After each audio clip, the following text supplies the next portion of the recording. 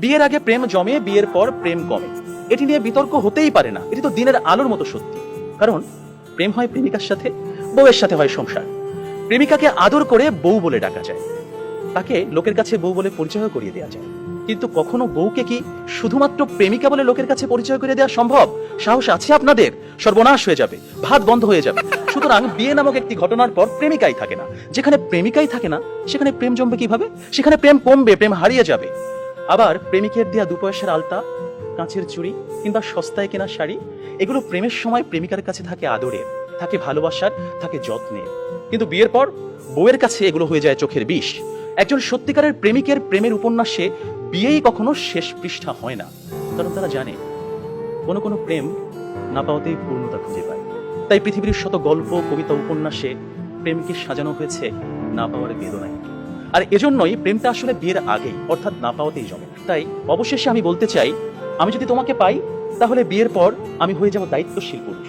বিয়ের আগে যেমন ছিলাম লুতুপুতু প্রেমিক, যেমন ছিলাম আবেগী প্রেমিক, বিয়ের পর হয়ে উঠবো আমি দায়িত্বশীল পুরুষ। কারণ আমি জানি বিয়ের পর দায়িত্ববাদ দিয়ে প্রেম জমাতে গেলে সংসার টিকবে না।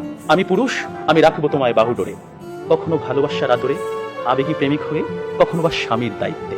যেভাবে কবি বলেছেন, সাজিয়ে গুছিয়ে তবুও ঠিক কাব্য করে বলা গেল না।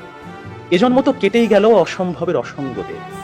পরের জন্মে বয়স যখন 16ই সঠিক, আমরা তখন প্রেমে পড়ব। একজন প্রেমিকের থাকে দেখা না পাওয়ার কষ্ট, থাকে হৃদয়ের উত্তাল আবেগ। তাই বৃষ্টি কিংবা জ্যোৎস্নার রাতে যখন প্রেমিকার মন ভালো নেই, কিংবা যখন কিচ্ছু ভাল লাগে না, তখন প্রেমিকের থাকে নানা আয়োজন। মেসেঞ্জার কিংবা হোয়াটসঅ্যাপের ভিডিও কল থাকে উত্তাল। আমার জান, আমার জানটুস, আমার ময়না, আমার টিয়া, আমার হেটুস, থাকে কত রকমের সম্বোধন। রাত গভীর হয়, ওরা জেগে থাকে। শহর ঘুমিয়ে যায়, ওরা ঘুমায় না। ওদের কণ্ঠে থাকে গান, বুকে থাকে ছন্দ।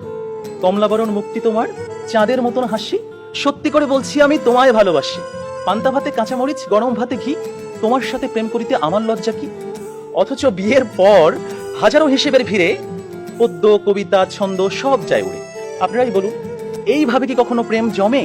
বিয়ে নামক একটা ঠুনকো শব্দ কখনোই কিন্তু প্রেমের বিশালতায় বাধা হতে পারে না। বরং প্রেম হচ্ছে সেই অস্তিত্ব যেখানে প্রেমিক মন জানে জন্ম জন্মান্তরে তুমি আমার। তোমার সাথে আমার বিয়ে হোক আর না হোক, তুমি আমারই ছিলে, আমারই থাকবে। হুমায়ুন আহমেদ বলেছেন, যে প্রেম যত গোপন, সেই প্রেম তত গভীর। কোনো এক বসন্তের বিকেলে সবাইকে ফাঁকি দিয়ে দুজনে 2 টাকার বাদাম, 1 ঠোঙ্গা ঝালমুড়ি, কিংবা কোনো একটা নির্জন কফি শপে 2 কাপ কফি, বুকে দুরু দুরু ভয়, কফির ধোঁয়ায় ধোঁয়ায় প্রেম জমে ঘি।